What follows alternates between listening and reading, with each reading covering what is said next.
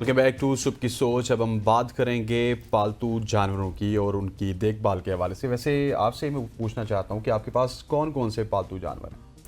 I have cats and parrots. वाह, दोनों रखे हुए हैं। Yes. केयर भी करती हैं उनकी? बहुत ज़्यादा। क्या बात है। अच्छा जी, मुझे तो थोड़ा सा बिल्लियों से डर लगता है। अच्छा। हाँ क्यों?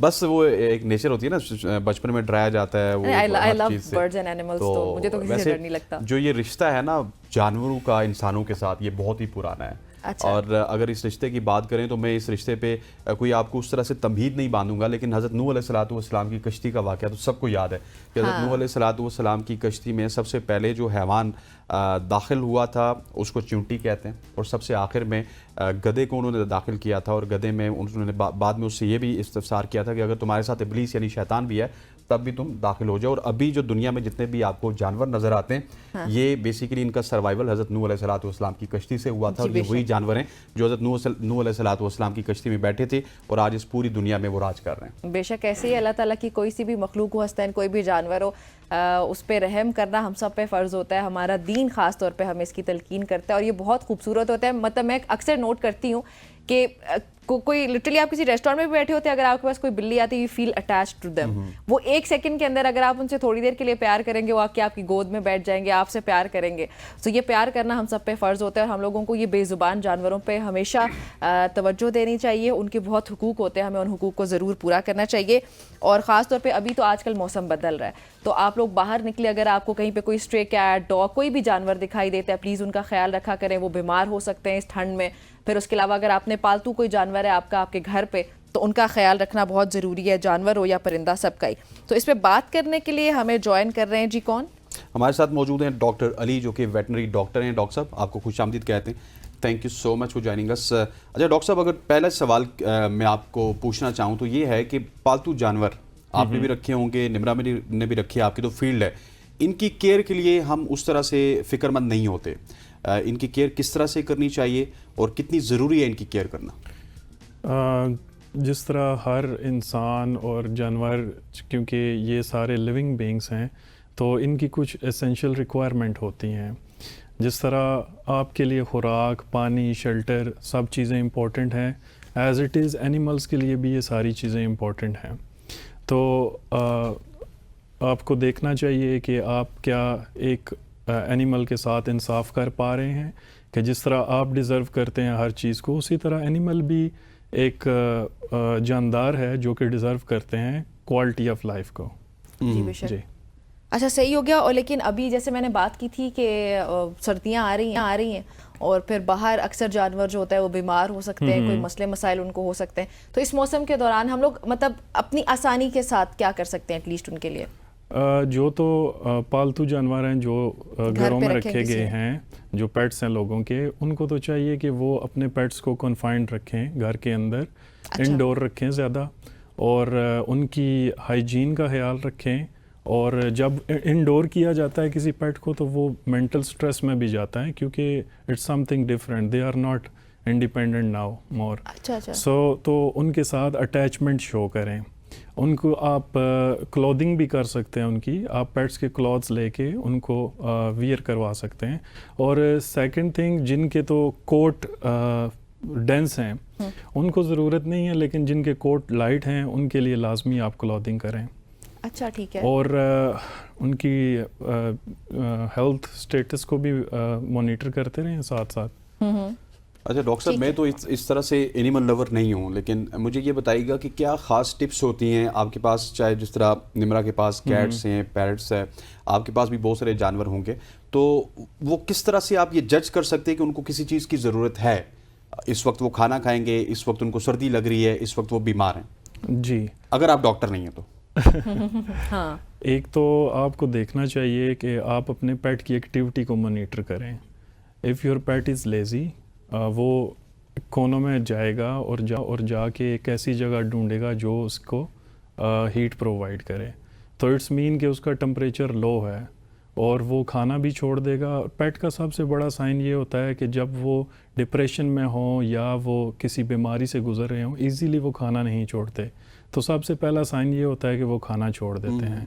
तो it's also alarming sign for owner कि एक टाइम अगर पेट आपका खाना छोड़ता है तो आपको लाजमी वेट से कंसल्ट करना चाहिए, because in this winter season the hypothermia problem is really common. Like अगर आपके पेट का टेम्परेचर लो चला जाता है तो उसकी हाइड्रेशन स्टेटस मेंटेन नहीं होता और लो एनर्जी की वजह से वो पेट लेथार्जिक फील कर रहा होता है, और जगह जगह पे आप देखेंगे कि वो लेजीनेस हर टाइम, वो मतलब बहुत ज़्यादा एक्टिव नहीं है, प्लेफुल नहीं है, तो इट्स अ साइन दैट्स।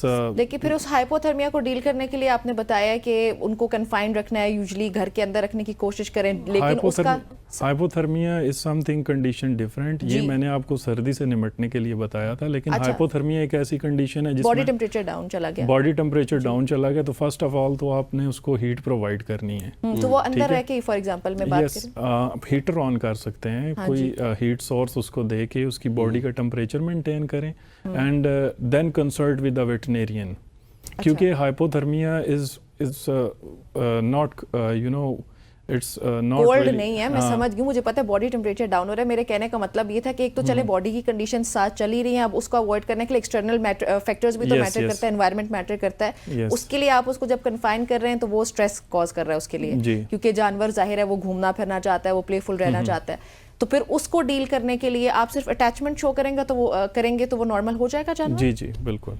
आप जैसे उनसे प्यार करेंगे तो वो जो डिप्रेशन वगैरह उनको हो रहा है, आप उनको कूडल करें, आप उनके साथ टाइम स्पेंड करें तो वो ठीक हो जाता है, और वो उनको मेंटल स्ट्रेस नहीं रहता फिर।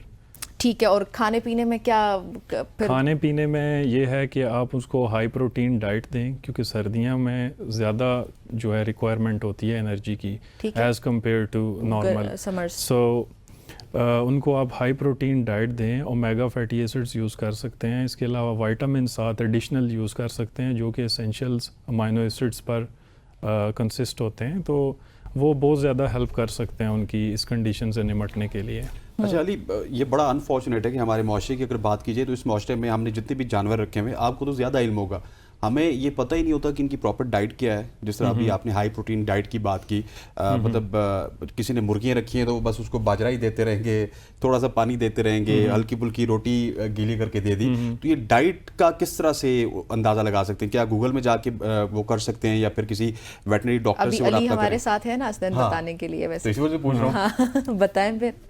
प्रॉपर वे तो यही है कि आप किसी एक्सपर्ट से कंसल्ट करें, क्योंकि लोग तो डॉग्स को स्पेशली रोटी और दूध भी देते हैं जो कि उनके लिए प्रेफरेबल डाइट है ही नहीं।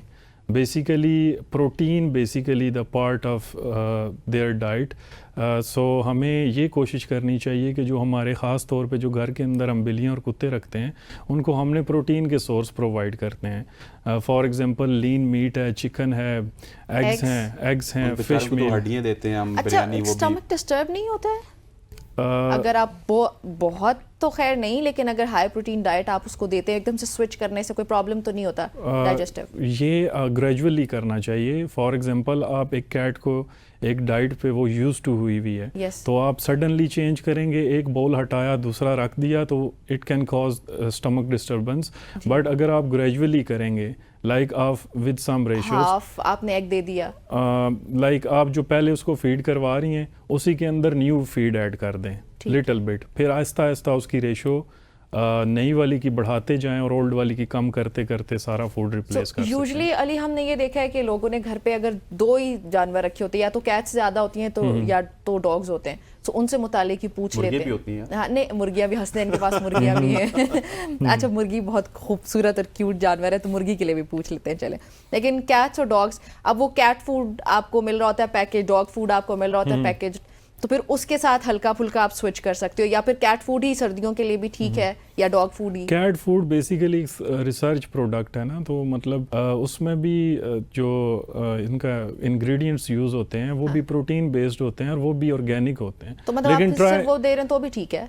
तो भी ठीक है, बट ट्राई करें कि एक अच्छा ब्रांड यूज़ करें। ब्रांड्स की इंफॉर्मेशन आपको लाजमी होनी चाहिए। बहुत सारे ब्रांड्स बहुत टॉप क्वालिटी के हैं और कुछ ब्रांड्स जो हैं। हैंड फूड आता है कोई? हैंड फूड हैंड फूड आता है? हैंड फूड भी बिल्कुल आता है। तो बस फिर हसनैन नहीं, हम बाजरा ही देंगे। बाजरा ही देंगे।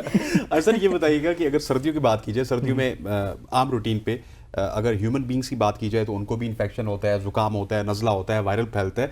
इसी तरह अगर जानवरों की बात की जाए तो उनमें उनको भी भी वायरसेस इन्फेक्शन होते होता है, हैं। सर्दी में ज़्यादा होता है। बिल्कुल सर्दियों के अंदर जो कैट्स एंड डॉग्स हैं उनको मोस्टली जो है ना अपर रेस्पिरेटरी प्रॉब्लम्स होते हैं, और रेस्पिरेटरी वायरस भी बहुत ज़्यादा एक्टिव होते हैं इस सीज़न के अंदर। सो प्रिवेंशन यही है कि आप टाइम पे वैक्सीन करवाएं और टाइम पे डिवॉर्म करवाएं। एक वाहिद ये चीज़ है जो हम कर सकते हैं वायरस से प्रिवेंट करने के लिए। ठीक है। अच्छा, अगर वैसे अगर कोई इंसान सर्दियाँ आ रही हैं और अपने पालतू जानवर का सही तरह से ख्याल नहीं रख रहा, ना उसके खाने पीने का, ना फिर उसके माहौल का, एनवायरनमेंट का, तो फिर वो मज़ीद क्या किन किन मसाइल से उसको दो चार होना पड़ेगा? सबसे पहली तो है डिप्रेशन। पेट के अंदर भी डिप्रेशन आता है। अच्छा। तो वो खाना पीना छोड़ देते हैं, फिर आपको वेट्स के चक्कर लगाने पड़ते हैं, तब जाके वो बहाल होता है नॉर्मल। लेकिन नम्रा ने जो सवाल किया ना, ये बड़ा $1 मिलियन क्वेश्चन है कि जिस तरह हम ऐसे सोसाइटी रफ एंड टफ रहते हैं, हाँ, इसी तरह ख्याल हम नहीं अपने जानवरों का भी रफ एंड टफ रखते हैं। ऊपर से अभी जो है वो बता भी रहे थे कि कभी कभार हम बिरयानी डाल देते हैं। ठीक हाँ, है जी, कुछ कभी भी कभार डाल हम दिया जो हमें। आपने तो गोश्त की बात की, हम गोश्त के साथ हल्की सी, जब हड्डी के साथ हल्का सा गोश्त लगा तो वो डाल दिया जी, बस ठीक है, इसका गुजारा हो गया। हाँ, ऐसे ही करते हैं हम अस्सी भी रफ एंड टफ थे, जानवर भी रफ एंड भी टफ। rough नहीं, and tough। ख्याल करना चाहिए। जानवर अगर आपने रखा है तो वो आपकी रिस्पॉन्सिबिलिटी है, अदरवाइज आप कोई और हॉबी देख लें। हाँ। अगर जानवर रखा है तो उसकी केयर करें। बिल्कुल ऐसे ही है। ठीक हो गया जी। चलें, थैंक यू, बहुत शुक्रिया अली आपका हमें ज्वाइन करने के लिए। नाज़रीन, अली हमारे साथ मौजूद थे जो कि जानवरों के हवाले से हमें बता रहे थे कि किस तरह सर्दियाँ आने लगी हैं और हमें जानवरों का ख्याल रखना चाहिए। सिर्फ सर्दियों में नहीं, वैसे ओवरऑल आपके पास अपना जानवर नहीं है तो भी आप बाहर निकलते हैं, कोई जानवर कभी नज़र आते हैं तो प्लीज़ जानवरों पर रहम किया करें। हमारे नबी ने ये किया है, हमारे नबी ने बहुत प्यार किया हर एक जानवर से, हर एक परिंदे से। ये भी अल्लाह ताला की मखलूक़ात में ही शामिल होते हैं और हमें इन सब का ख्याल रखना चाहिए क्योंकि इनके बहुत से हुकूक हैं और वो हुकूक ज़रूर पूरे किया करें। यहाँ पे हम शामिल करने लगे हैं एक break. Please stay with us.